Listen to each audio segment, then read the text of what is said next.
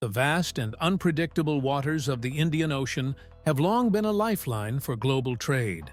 But they have also served as a battleground for one of the most dangerous threats to modern shipping: piracy. Imagine this: a massive cargo ship carrying millions of dollars worth of goods is sailing through a seemingly calm stretch of ocean. Suddenly, a small, fast-moving boat appears on the horizon, speeding directly toward the vessel. The crew quickly identifies the threat: Somali pirates armed with rifles and rocket-propelled grenades. The alarm sounds, and the ship's defenses are activated. The battle for survival has begun.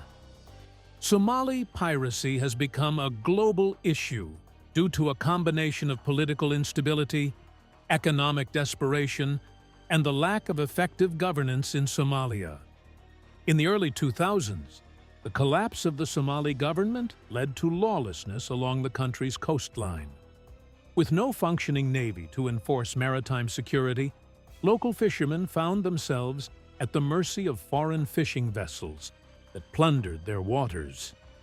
In response, some of these fishermen turned to piracy, initially targeting illegal fishing boats. However, as the potential for ransom money grew, their attacks expanded to include massive cargo ships, oil tankers, and even luxury yachts. At its peak, Somali piracy cost the global economy an estimated $7 billion annually. Shipping companies were forced to reroute their vessels, pay hefty ransoms, and invest in expensive security measures.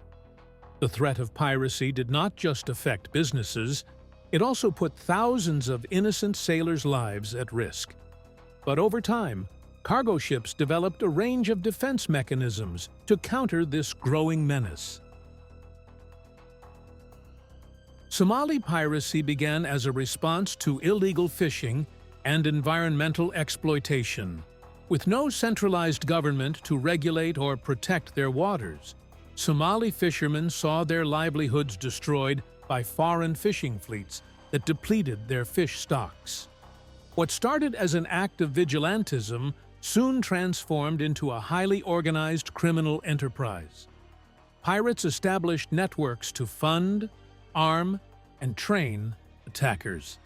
They began using speedboats equipped with heavy weaponry, satellite phones, and even intelligence-gathering networks to track valuable targets. By the late 2000s, Somali pirates were hijacking dozens of vessels each year, sometimes holding entire crews hostage for months until multi-million-dollar ransoms were paid. The most vulnerable ships were slow-moving cargo vessels and oil tankers, which often lacked adequate security personnel. The Gulf of Aden, one of the busiest maritime routes in the world, became a hotspot for pirate attacks, forcing international navies to intervene. Despite efforts to combat piracy, the threat remains. While attacks have decreased in recent years due to increased security measures, experts warn that Somali piracy could resurge if economic conditions worsen and global naval patrols decline. The question remains: how do cargo ships defend themselves against such a relentless and determined enemy? Cargo ships have adopted a variety of passive defense strategies to deter pirate attacks before they escalate into dangerous confrontations. One of the simplest but most effective methods is the use of razor wire and physical barriers along the deck. These barriers make it incredibly difficult for pirates to climb aboard, forcing them to abandon their attacks in search of easier targets. Another non-lethal but powerful deterrent is the use of high-pressure water cannons and fire hoses. These devices can create overwhelming force, knocking pirates off their ladders and making it impossible for them to gain a foothold on the vessel. In cases where ships are being pursued, speed and evasive maneuvers become critical. Many modern cargo ships can increase their speed beyond what most pirate skiffs can match. Additionally, zigzagging movements make it difficult for pirates to maintain an approach, reducing their chances of successfully boarding the ship. If all else fails, crews have the option of retreating to safe rooms, also known as citadels. These fortified rooms are equipped with food, water, communication systems, and reinforced doors. Once locked inside, the crew can safely contact naval authorities for rescue while denying pirates control of the ship.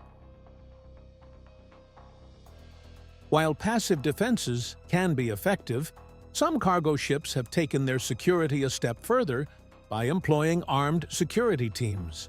These professionals, often former military personnel, are stationed aboard vessels to respond to pirate threats with force if necessary. Their presence alone is often enough to deter attacks, as pirates typically avoid well-defended targets. In addition to private security, international naval forces play a crucial role in combating piracy. Organizations like the U.S. Navy, NATO, and the European Union Naval Force conduct regular patrols in high-risk areas, escorting vulnerable ships and launching counter-piracy operations. These military units have successfully intercepted pirate boats, rescued hostages, and dismantled pirate networks operating along the Somali coast. Non-lethal weapons have also become an essential part of maritime defense. One of the most innovative tools used against pirates is the long-range acoustic device, LRAID, also known as a sound cannon. This device emits ear-piercing sound waves that cause extreme discomfort and disorientation, forcing attackers to retreat. Unlike firearms, LRADs allow ships to defend themselves without escalating the situation into deadly violence. The combination of these defense measures has significantly reduced the number of successful pirate attacks. However, as long as economic instability and lawlessness persist in Somalia, the risk of piracy will never be completely eliminated. The battle between cargo ships and Somali pirates is a high-stakes game of survival, where preparation and strategy can mean the difference between safety and catastrophe. One of the most well-known cases of Somali piracy is the Maersk Alabama hijacking in 2009, an event that captured international attention and later inspired the Hollywood film Captain Phillips. The Maersk Alabama, an American container ship, was sailing near the Somali coast when it was attacked by 4 armed pirates. Despite the crew's efforts to defend the ship, the pirates managed to board and take the ship's captain, Richard Phillips, hostage. What followed was a tense standoff between the pirates and the United States Navy. After several days, Navy SEAL snipers executed a daring rescue operation, eliminating the pirates and saving Captain Phillips. This incident highlighted both the dangers of Somali piracy and the effectiveness of military intervention. While the Maersk Alabama crew relied on military assistance, other ships have successfully fended off pirate attacks using private security teams. In multiple cases, cargo ships equipped with armed guards have repelled pirates before they could board. For instance, in 2011, a group of Somali pirates attempted to hijack the MV Avocet, a bulk carrier. However, the ship's armed security team fired warning shots, forcing the attackers to retreat. Incidents like these demonstrate how having trained personnel on board can make the difference between a successful defense and a costly hijacking. However, not all ships have been fortunate. Some failed to defend themselves and were held for ransom for months or even years. One of the longest pirate hostage situations involved the FV Prantole 12, a Thai fishing vessel hijacked in 2010. The crew was held captive for over a year before being rescued by naval forces. In another case, the MV Iceberg 1, a cargo ship carrying vehicles and other goods, was hijacked in 2010, and its crew was held for an astonishing 33 months, nearly 3 years, before being freed. These incidents underscore the brutal reality that, without effective defenses, entire crews can be trapped in harrowing conditions, subjected to violence, and used as bargaining chips for ransom. At the height of Somali piracy, dozens of vessels were being attacked each year, and millions of dollars were being paid in ransom. However, over the past decade, the number of successful pirate hijackings has dropped significantly. One of the biggest reasons for this decline is the presence of international naval patrols. The United States, the European Union, and other countries have deployed warships to the region, regularly patrolling high-risk areas and escorting vulnerable cargo ships. These naval forces have not only prevented attacks, but have also launched operations to dismantle pirate networks along the Somali coast. Another key factor has been the implementation of stricter security measures on commercial vessels. More ships now travel with private security teams, and many have adopted advanced defensive strategies, making it increasingly difficult for pirates to succeed. As a result, many pirate groups have found it unprofitable to continue their operations, leading to a decline in attacks. Additionally, shifting political and economic conditions in Somalia have contributed to the reduction in piracy. In recent years, Somalia's government has taken stronger action against pirate groups, working alongside international partners to arrest key figures involved in the piracy trade. Local communities have also played a role, as some former pirates have chosen to abandon their criminal activities in favor of more stable economic opportunities. But does this mean piracy is gone for good? Some experts warn that pirates could make a comeback if security efforts weaken, or if economic conditions in Somalia worsen.